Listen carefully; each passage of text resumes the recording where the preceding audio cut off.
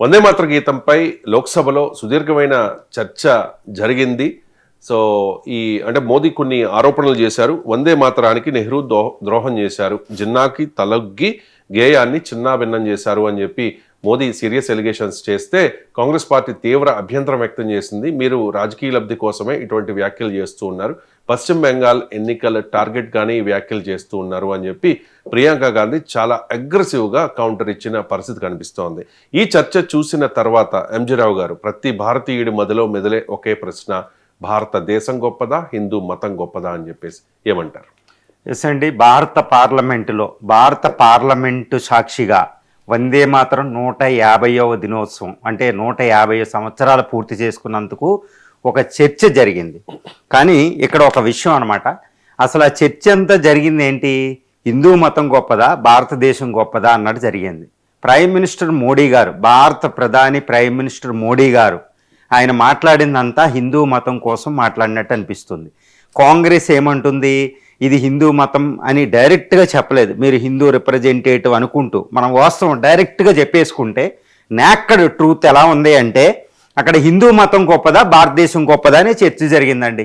అందుకని మీరు అడిగిన క్వశ్చన్లో ఏం తప్పేం లేదు. హిందూ మతం గొప్పదా భారతదేశం గొప్పదా, అక్కడ జరిగిన చర్చ వందే మాతరం గొప్ప గీతం కాబట్టి వందే మాతరం పొగడ్డం కాదండి. వందే మాతరం గొప్పతనాన్ని చెప్పలేదు ఎవరు, ఏదో గూగుల్లోనూ చాట్ జీపీటీలో ఉన్న మెటీరియల్ అంతా ప్రతి ఎంపీ చదవడం జరిగింది. అక్కడ నెంబర్ 1, ప్రతి ఎంపీ కూడా అక్కడ జరిగిందంతా చాట్ జీపీటీ గూగుల్లో నుంచి తీసుకున్న మ్యాటర్ చదవడం, అంతేగాని వందే మాత్రం ఎంతమంది మంచిగా మాట్లాడారనేది పెద్ద ఇష్యూ అయిపోయింది. అందుకనే మీరు అడిగిన క్వశ్చన్ అప్రోప్రియేట్ క్వశ్చన్ అండి. అసలు హిందూ మతం గొప్పదా భారతదేశం గొప్పదా అనే చర్చ జరిగింది నిన్న. వందే మాత్రం అనే నెపంతో జరిగిన చర్చ అదనమాట. ఇప్పుడు మనం వద్దాం, అసలు హిందూ మతం గొప్పదా భారతదేశం గొప్పదా, ఇది చాలా చాలా లోతైన విశ్లేషణ అండి, లోతుగా మాట్లాడాల్సిన విషయం అనమాట. ఏది మాట్లాడినా ప్రాబ్లమే.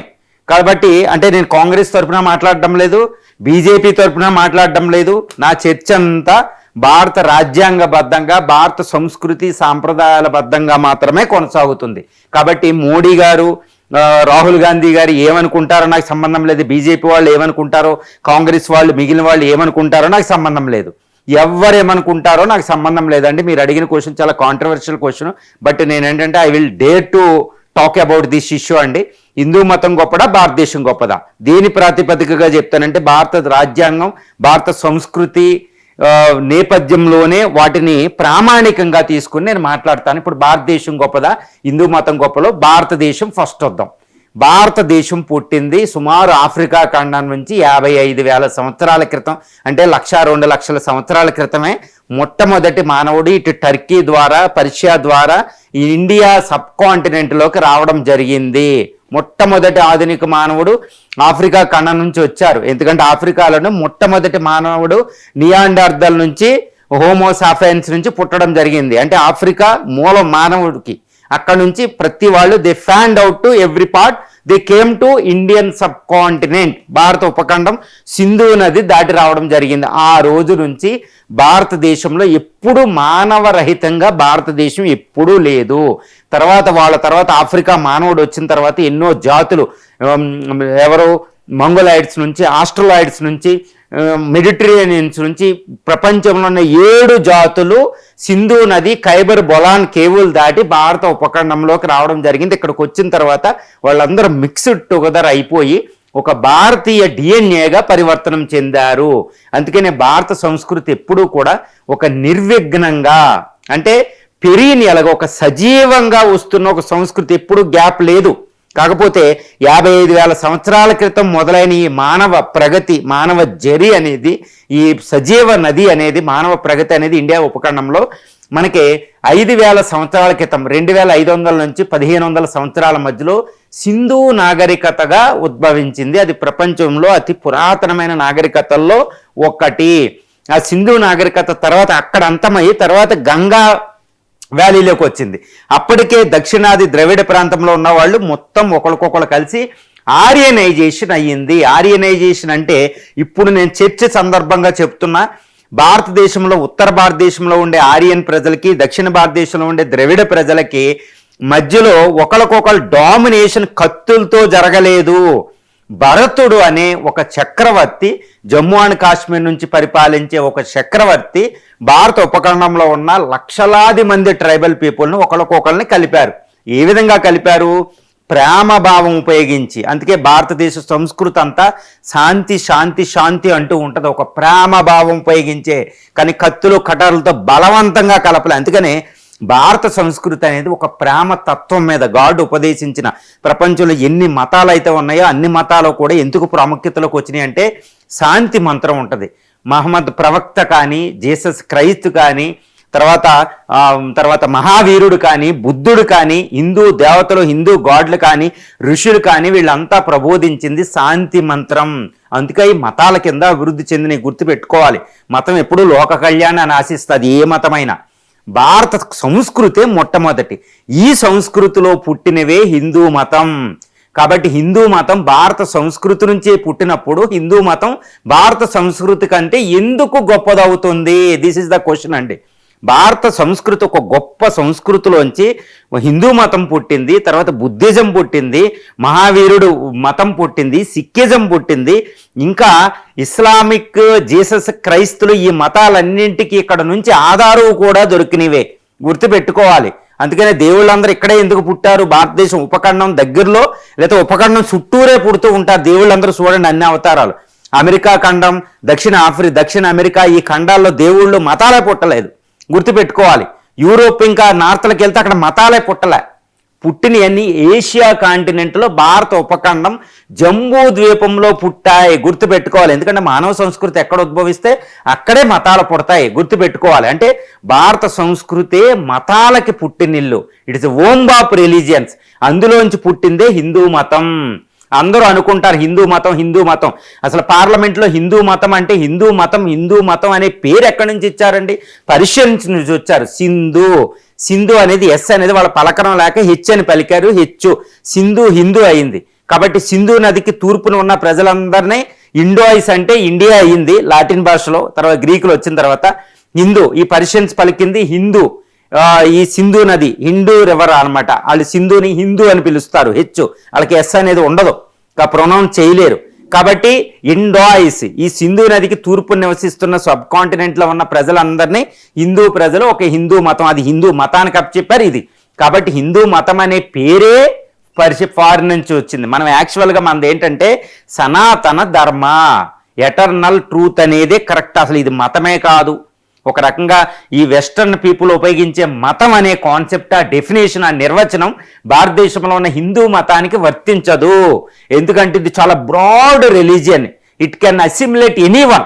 1893లో సెప్టెంబర్లో వివేకానంద చెప్పినట్టు షికాగో సర్వమత సమ్మేళనంలో, ఇట్ కెన్ అసిమిలేట్ ఎనీథింగ్. చూడండి, ఒక బుద్ధిజాన్ని ఇందులో కలుపుకుంది, సిక్కి అన్ని మతాలను కలుపుకుంటుంది. ఇప్పుడు ఈ క్రిస్టియానిటీ నుంచి, ఇస్లాం నుంచి ఎన్నో భావాలు కలుపుకుంటుంది. ప్రపంచంలో ఏ భూభాగంలోనైనా ఇస్లాము, హిందూయిజం, ఇన్ని మతాలు కలిసి బతుకుతున్నాయా? నేను అడిగేది ఒకటే క్వశ్చన్. ఇప్పుడు ఉన్న న్యూయార్క్, పెద్ద పెద్ద సిటీల్లో వదిలేయండి, వాళ్ళకి డబ్బులతో బతుకుతూ ఉంటారు. ఒక దేశంలో, ఇంతటి వైవిధ్యభరిత దేశంలో ఇన్ని మతాలన్నీ, ప్రపంచంలో ఉన్న మతాలన్నీ కలిసి ఒక చోట ఎలా బతుకుతున్నాయంటే భారతదేశం ప్రేమతత్వం మీద, భారత సంస్కృతి ప్రేమతత్వం మీద నిర్మితమైంది. ఈ ప్రేమతత్వం ఎలా ఉంటుందంటే మతాలకు అతీతంగా ఉంటాయి, మతతత్వాలు పనిచేయవు ఇక్కడ. అందుకనే ఒక అద్భుతమైన, దాన్ని ఏమంటారు, ఒక కాంపోజిట్ కల్చర్. భిన్నత్వంలో ఏకత్వం, unity in diversity, composite culture, మిశ్రమ సంస్కృతి అంటారు. మిశ్రమ సంస్కృతి, ఇందులో మతాలు ఉంటాయి, భాషలు ఉంటాయి, డైట్ ఉంటుంది, ఆహారం. చూడండి, భారతదేశం అంతా భౌగోళికంగా, హిస్టరీ పరంగా, కల్చర్స్, సంస్కృతులే మాట్లాడతాయి. ఈ నాగరికతలో సంస్కృతులు మారిపోతూ ఉంటాయి. ఎన్ని సంస్కృతులు ఉన్నాయి, ఎన్ని కులాలు ఉంటాయి, ఎన్ని మతాలు ఉంటాయి, ఎన్ని భాషలు ఉంటాయి. 1600 భాషల పైగా ఇక్కడ ఉన్నాయి. ఎన్ని మాండలికాలు ఉంటాయి, వేలాది మాండలికాలు ఉంటాయి. ఇవన్నీ కలిపి ఒక వైవిధ్యభరితంగా హిమాలయాలు, హిందూ మహాసముద్రంలో ఒక మిక్స్ అయిపోయి ఒక మిశ్రమ సంస్కృతిగా ఉంది. ఈ మిశ్రమ సంస్కృతి నుంచి వచ్చిన చిన్న పిల్లల మతాలు హిందూ మతం. కాబట్టి హిందూ మతం ఎప్పుడూ భారత సంస్కృతి కంటే గొప్పదవ్వదు. భారత సంస్కృతి ఎలా మారితే అందులో హిందూ మతం మారుతూ ఉంటుంది. అందరూ అనుకుంటారు హిందూ మతం భారత సంస్కృతికి మూలం అంటారు. కాదు, భారత సంస్కృతి హిందూ మతం మూలం. ఈ హిందూ మతం ఎంత గొప్పదంటే ఇప్పుడు వెస్ట్రన్ సంస్కృతిలో ఉపయోగించే ఈ మతం అనే నిర్వచనం కంటే చాలా గొప్ప నిర్వచనం కలిగి ఉంటుంది. ఇట్స్ ఏ ధర్మ అంటే వే ఆఫ్ లైఫ్ అండి. ఇది నేను చెప్పేది ఏదో నేను గూగుల్ చాట్ జీపీటీలు ఉపయోగించి చెప్పి మాట్లాడు కాదు. సర్వేపల్లి రాధాకృష్ణ రచించిన Hindu view of life, Mahatma Gandhi మతం మీద మాట్లాడింది, వివేకానంద మాట్లాడింది, ఎంతోమంది ఫిలాసఫర్స్ మాట్లాడింది, రామాయణ మహాభారతాలు మీమాంస శాస్త్రాలు ఇవన్నీ చూసి నేను కొంచెం ఏదో అలా చేసి చెప్తున్నాను అనమాట. హిందూ ప్రస్తుతం ఈరోజు పార్లమెంటులో మతం అనే సంభాషణ నిర్వచనం తప్పు మాట్లాడారు. అది మనం భారతదేశానికి హిందూ మతానికి మతం అనే వెస్టర్న్ డెఫినేషన్ అసలు ఎందుకు ఇస్తున్నారు, తప్పు మాట్లాడుతున్నారు. హిందూ మతం ఇప్పుడు ప్రపంచంలో ఉన్న మిగిలిన మతాల కంటే 3000 years ahead 3000 సంవత్సరాలు ముందు ఉంటుంది. దాన్ని వెనక్కి తీసుకొచ్చి ఇప్పుడు ఈ మతాలు ఇంకా మెచ్యూరిటీ చెందిన మతాల్లో గెంటేసి హిందూ మతం ఆపదలో ఉంది, హిందూ మతం చాలా ఆపదలో ఉంది, హిందూ మతానికి పరిరక్షకులు కావాలి అని మాట్లాడుతూ ఉంటారు. నేను ఒకటే క్వశ్చన్ అడుగుతానండి, వాళ్ళు మాట్లాడే వాళ్ళని ఒకటే క్వశ్చన్ అడుగుతాను. మరి భారతదేశాన్ని 712లో అరబ్బులు ఆక్రమించిన తర్వాత 1947 బ్రిటిష్ వాడు వెళ్ళేంత వరకే 1200 సంవత్సరాల పాటు హిందూ మతాన్ని మన భారతదేశాన్ని భారతీయులు పరిపాలించుకున్నప్పుడు కూడా హిందూ మతం బ్రతికే ఉంది. ఎన్నో ఆన్సలాట్లు జరిగినాయి కాదనడంలో. అయోధ్య నుంచి కాశీ నుంచి ఎన్నో ఆన్సలాట్లు, సోమనాథ్, మనం అందరూ తిరుగు ఢిల్లీ సుల్తానేట్ మొఘల్ పీరియడ్లో బ్రిటిష్ సామ్రాజ్యం టైంలో హిందూ మతం మీద జరగని అటాక్ లేదు, అందులో తిరిగే లేదు ఆ విషయంలో ఎప్పుడు కూడా. కానీ ఆ 1200 సంవత్సరాలు హిందూ మతాన్ని ఎవరు కాపాడారు? మీరున్నారా, నేనున్నాను, ఎవరున్నారు? It can protect it self. అంటే ఈ హిందూ మతం ఎవరైతే తయారు చేశారో, ఏ విధంగా జనజీవన స్రవంతిలోంచి మానవ నడవడికలోంచి హిందూ మతం వచ్చిందో, ఆ హిందూ మతం పుట్టినప్పుడే ఆ వేర్లు చాలా బలంగా ఉన్నాయి, దాన్ని ఎవ్వడూ తాకలేడు. నేను అదే చెప్తాను, మర్రి ఓడల కింద ఒక బనియాన్ ట్రీ, ఒక మర్రి చెట్టు అనుకుంటే బ్రిటిష్ వాళ్ళు అంటే అతి డేంజరస్ ఓడే, భారతదేశం నుంచి వచ్చిన అతి డేంజరస్ ఆన్సలాటరు ముస్లిమ్స్ కాదండి, బ్రిటిష్ వాడు. వాడే ఆకులను టచ్ చేయగలిగాడు, కొమ్మలను టచ్ చేయగలిగాడు, ముండాన్ని లోపలున్న సంస్కృతి యొక్క మూలాలను టచ్ చేయలేపాడు. సామాజిక సాంస్కృతికంగా వాడు ఆర్థికంగా భౌగోళికంగా ఆక్యుపై చేశాడు, అంతే పొలిటికల్గా రాజకీయంగా. కానీ సాంస్కృతికంగా భారతదేశాన్ని వాడు ఎక్కడుందో కూడా అర్థం చేయలే, మోకాలే లాంటి వాడికే. అందుకే భారత సంస్కృతిలోంచి పుట్టిన హిందూ మతం ఈ భారత సంస్కృతి మూలాలను తనలో వేసుకుని రెండు పెనవేసుకుని మిశ్రమ సంస్కృతిలో భాగమైంది. ఒకప్పుడు ఎటర్నల్ ట్రూత్గా ఇండస్ వ్యాలీ సివిలైజేషన్కు ముందున్న పశుపతి ఈరోజు శివుడిగా ఎలా మారారు? ఫస్ట్ ఉన్న పశుపతి ఒక దేవుడి నుంచి మా నుంచి ఒక అమ్మవారి నుంచి ఇన్ని దేవతలు ఎలా వస్తారు?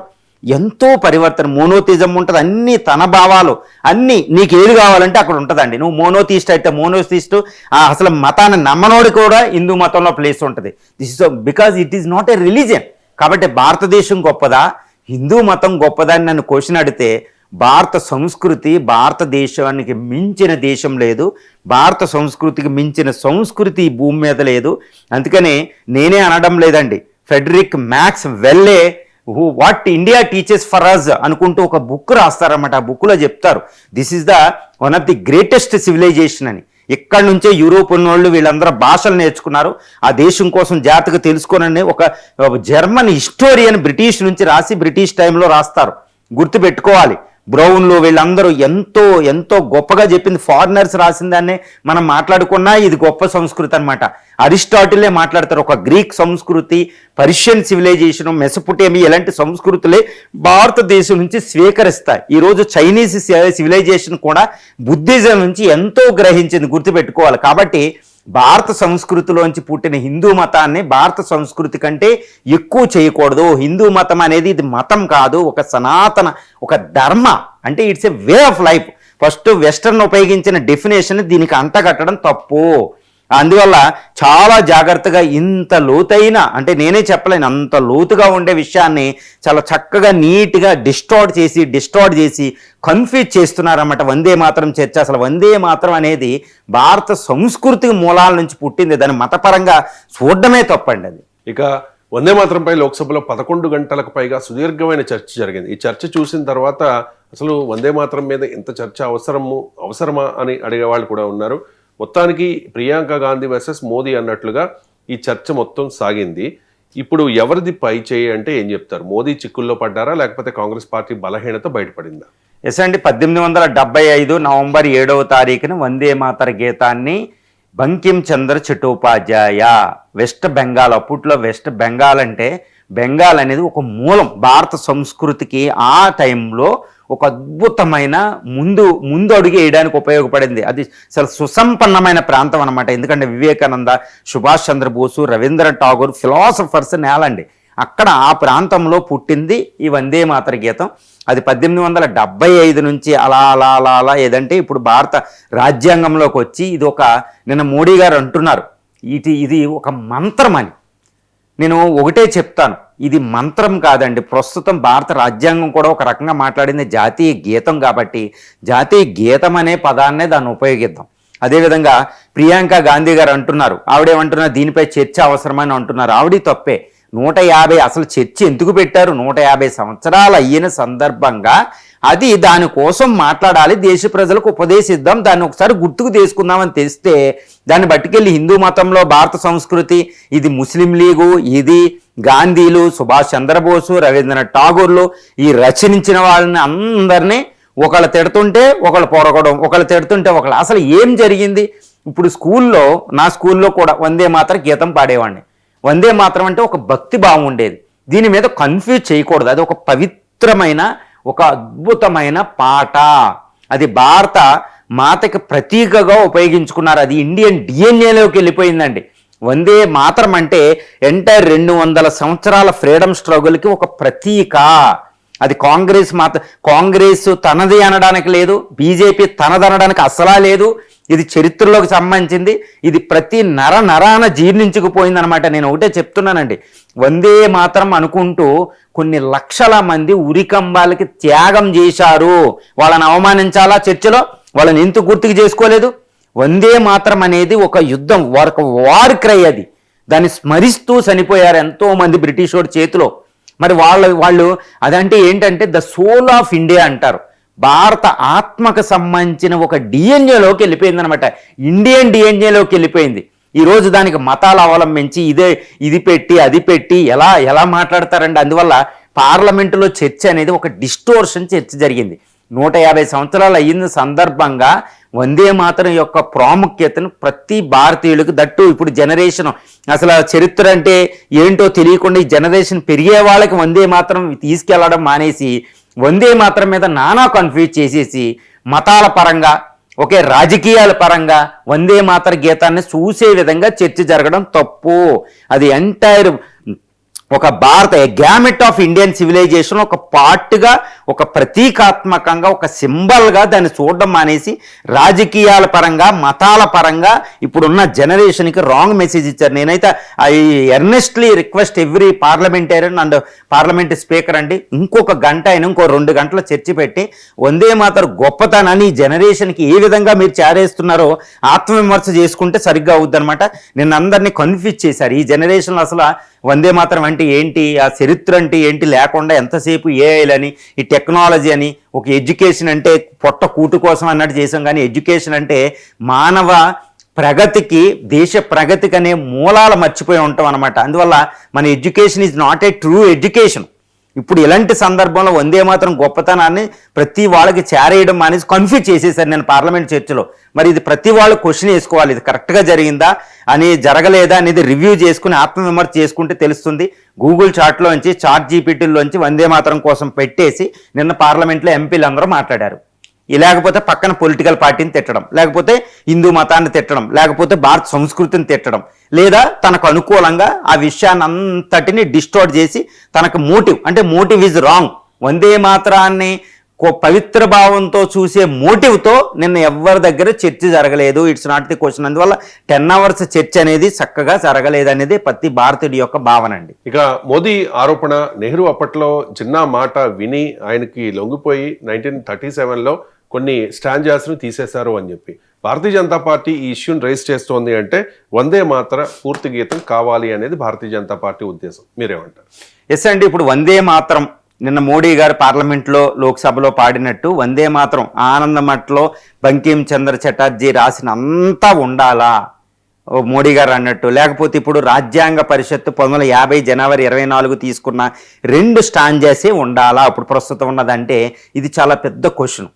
ఎందుకంటే మోడీ గారు ఏం డిమాండ్ చేస్తున్నారు ఒక రకంగా అంటే మొత్తం ఆనందమఠలో దుర్గామాత ఇవన్నీ వాణి ఇలాంటి పదాలన్నీ ఉన్న మొత్తం వందే మాతర గీతమంతా జాతీయ గీతం ఉండాలి అన్నట్టు మోడీ గారు మాట్లాడుతున్నారు. మరి ఇప్పుడున్న వందే మాతరం ఉండాలి, మోడీ గారు అన్న వందే మాతరం ఉండాలి అని నన్ను అడిగితే నేను ఒకటే చెప్తానండి, ఇప్పుడున్న వందే మాత్రమే కొనసాగాలి అంతే. ఇప్పుడున్న వందే మాత్రమే ఉండాలి కానీ పూర్తి గీతం ఉండడానికి లేదు. ఎందుకంటే రాజ్యాంగ పరిషత్తే 1950 జనవరి 24న దీన్ని అడాప్ట్ చేసుకుంది. గుర్తుపెట్టుకోవాలి, ఇది నెహ్రూ ప్రోద్బలంతో చేసింది కాదు, ఏది కాదు. మొత్తం రాజ్యాంగ పరిషత్తులో ఉన్న 380 దాకా ఉన్న మెంబర్స్ అందులో ఎవరున్నారు? వల్లభాయ్ పటేల్ ఉన్నారు, తర్వాత doctor BR Ambedkar drafting committee chairman ఉన్నారు, డాక్టర్ బాబు రాజేంద్ర ప్రసాద్ ఉన్నారు. అందరు చూడండి ఎంతటి ప్రముఖులు, సి రాజగోపాలాచారి, ఎంతటి గొప్ప గొప్ప ప్రముఖులు. వాళ్ళ పేర్లు ఈరోజు అందులో ఎవరు బతుకున్నా ప్రైమ్ మినిస్టర్ అయిపోతారన్నమాట. అంత బ్రాండ్ వాల్యూ ఉంది వాళ్ళకి. అంతటి గొప్ప ప్రముఖులు. ఒక్కొక్కరు నెహ్రూ అయితే 9 సంవత్సరాలు జైల్లో గలుపుతారు. ఆవిడ అన్నట్టు 12 సంవత్సరాలు జైలు కాదండి, 9 సంవత్సరాలు జైలు. ఆవిడ కూడా తప్పే చెప్పింది ప్రియాంక గాంధీ, 9 సంవత్సరాలు జైల్లో. మహాత్మా గాంధీ ఇలాంటి గొప్ప ప్రముఖులు ఒక ఏకాభిప్రాయంతో భిన్న స్వరాలు లేకుండా 1950 జనవరి 24న గీతం తీసుకున్నారు, జాతీయ గీతంగా తీసుకున్నారు జనగణమన దాన్ని. కాబట్టి రాజ్యాంగ పరిషత్తు తీసుకున్న దాన్ని మనం కొనసాగించాలి. ఎందుకంటే ఇప్పుడు భిన్న స్వరాలు ఉన్నాయి. ఇప్పుడు చూడండి, నిన్నటి కాక మొన్న హైదరాబాదు జిహెచ్ఎంసి కౌన్సిల్ సమావేశంలో వందే మాతర గీతాలాపన చేస్తుంటే కొంతమంది లెగలేదు. ఇప్పుడు దానికి మతాన్ని అన్వయిస్తున్నారు. గుర్తుపెట్టుకోవాలి, 1905 వందే మాతర ఉద్యమం జరిగినప్పుడు మతాన్ని దానికి అన్వయించారా? గుర్తుపెట్టుకోవాలి. వందే మాతర గీతం అలాంటి వార్క్రై జరిగినప్పుడు మొత్తం గీతం అంతా పాడతారా ఎవరైనా? ఒక్కడు చాలు, వందే మాతరం అనే ఒక పదమే చాలండి. వందే మాతరం గీతం అంతా ఆలకించిన అవసరం లేదు. వాల్మీకి రామాయణం అంతా చదివిన తర్వాత మొత్తం రామాయణం చదివితేనే రామభక్తుల రామా అంటే చాలు జై శ్రీరామ అని. మళ్ళీ అందులో సీతారామ అన్న అవసరం లే, రామ అంటే అందులో సీతమ్మ ఉంటుంది, రామ అంటేనే అందులో రామాయణం అంతా ఇముడు ఉంటుంది. రామ అనగానే రామాయణం అంతా స్ఫురణకు వస్తుంది, రామభక్తి అంతా రగులుతుంది మనలో. కాబట్టి వందే మాతరం అనే పదమే చాలండి. వందే మాతరం గీతం అంతా ఉండాలా? భారతదేశం అనేది ఎన్నో మతాలకి నిలయం, అన్ని మతాలని గౌరవించాలి, వాళ్ళ నెత్తి మీద మనం పెట్టకూడదు. వందే మాతరాన్ని దేశభక్తి గీతంగా చూసి భారతదేశంలో 145 కోట్ల మంది దాన్ని దేశభక్తి భావంతో చూసినప్పుడు దానికి పవిత్రత ఉంటుంది. మతపరంగా వందే మాతర గీతాన్ని ఆ సమయంలో చూడలేదు. అందుకనే ద గ్రేట్ ఇక్కడ ఒకటే గుర్తుపెట్టుకోవాలి, మహాత్మా గాంధీ చెప్పిన, వల్లభాయ్ పటేల్ చెప్పిన, నెహ్రూ చెప్పిన, సుభాష్ చంద్రబోస్ చెప్పిన వినని ఒక మహానుభావుడు అప్పుడు ఒకళ్ళు ఉన్నారు. ఆయనే రవీంద్రనాథ్ ఠాగూరు. గీతాంజలిని రచించారు. ఆయనకు 1937లోనే భారతదేశానికి అడ్రస్ లేని టైంలోనే ఏషియాలో ఫస్ట్ నోబెల్ ప్రైజ్ వచ్చింది లిటరేచర్కి. ఆయన మాట అందరూ విన్నారు, గుర్తుపెట్టుకోవాలి మనం. ఆయన దానికి గాంధీకే ద సోల్ కాన్సైన్స్ అంటారు, కాన్సైన్స్ కేపర్ అంటారు. గాంధీకే సలహాలు ఇచ్చే వ్యక్తి చెప్తున్నాడు, గాంధీ మాట వినరండి ఆ టైంలో. ఆయనకి ఏది అనిపిస్తే అదే మాట్లాడతారు. అంత ఫిలాసఫర్ కదా. రవీంద్రనాథ్ ఠాగూర్ని మనం గౌరవించొద్దా? ఆయన అనుమానించేంత వీరులు ఇప్పుడు భారత పార్లమెంట్లో ఎవరైనా ఉన్నారా? నేనే అదే అడుగుతున్నానండి. ఇప్పుడు భారత పార్లమెంట్లో ఉన్న 545 మంది సభ్యుల్లో how many members knows the concept of India? భారత భావన కోసం నిన్న ఎంతమంది మాట్లాడారు? వాళ్ళు రవీంద్రనాథ్ ఠాగూర్ని, సుభాష్ చంద్రబోస్ని, మహాత్మా గాంధీ, జవహర్లాల్ నెహ్రూ, డాక్టర్ బిఆర్ అంబేద్కర్ 16 శాస్త్రాలు చదివి 50,000 బుక్స్ దాకా చదివి గుర్తుపెట్టుకోవాలి. డాక్టర్ బిఆర్ అంబేద్కర్ ఇలాంటి వాళ్ళందరూ ఏకాభిప్రాయంతో తీసుకున్న నిర్ణయాన్ని కాదని ఇప్పుడు మనం మాట్లాడాల్సిన అవసరం ఉందా? అసలు వందే మాత్రం గీతాన్ని అక్కడ చర్చకు తీసుకురావాల్సిన అవసరం ఉందా? 150 సంవత్సరాలు మీరు స్మరించుకోవడానికి తీసుకోవాలి, అంతేగాని దాన్ని చర్చ చేసి రచ్చరచ్చ చేయడానికి గీతం తీసుకోవడం ఏంటంటే నిన్న భారత ఆత్మ బాధపడిందండి. ఇట్ ఈస్ హర్టెడ్ అండి. నిజంగా చెప్తున్నా, ఎవరైనా నిజంగా దేశభక్తులు బాగా దేశభక్తిలో భారతదేశం అలా ఉంటుంది, అద్భుతంగా ఉంటుంది.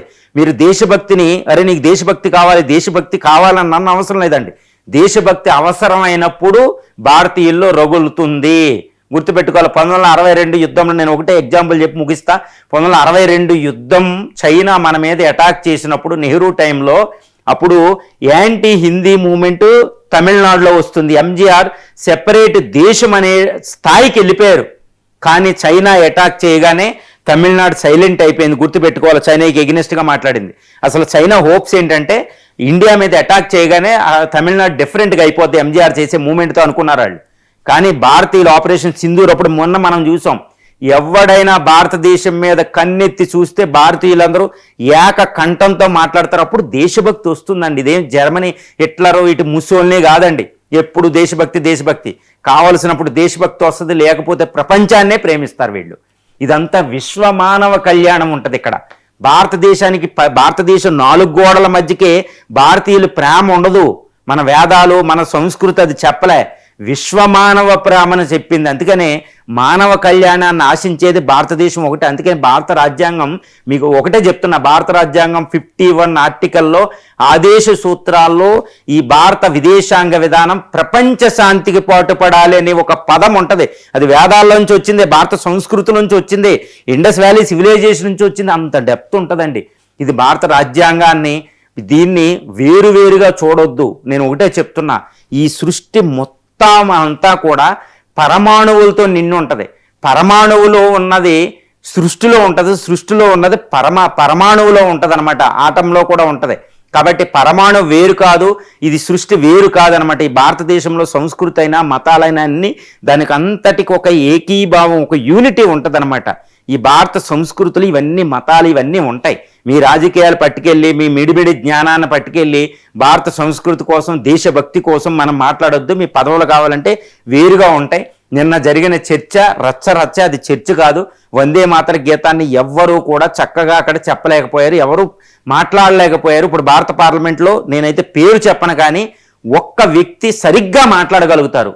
కానీ ఆ వ్యక్తి నిన్న అక్కడ ప్రాముఖ్యత లేదు, ఎందుకంటే రాజకీయంగా ఆయన ప్రాముఖ్యత లేదు కాబట్టి ఆయన పేరు నేను చెప్పను. కానీ ఆయనకు ప్రాముఖ్యత, ఆయనకు మాట్లాడే అవకాశం కూడా ఇవ్వలేదు. ఎవరు మాట్లాడుతున్నారు? ఆ పార్టీలో పెద్దలు మాట్లాడుతున్నారు. వాళ్ళకి ఎవరు అండి? గూగుల్లో ChatGPTలు నోటుకు వచ్చింది మాట్లాడటం. 10 గంటలు ఏం జరిగింది? వందే మాతరాన్ని అసలు చక్కగా మాట్లాడలేకపోయారు భారత పార్లమెంట్లో. చాలా బాధాకరమైన విషయం. నిన్న చర్చ చాలా బాధాకరమైన చర్చ జరిగింది అక్కడ.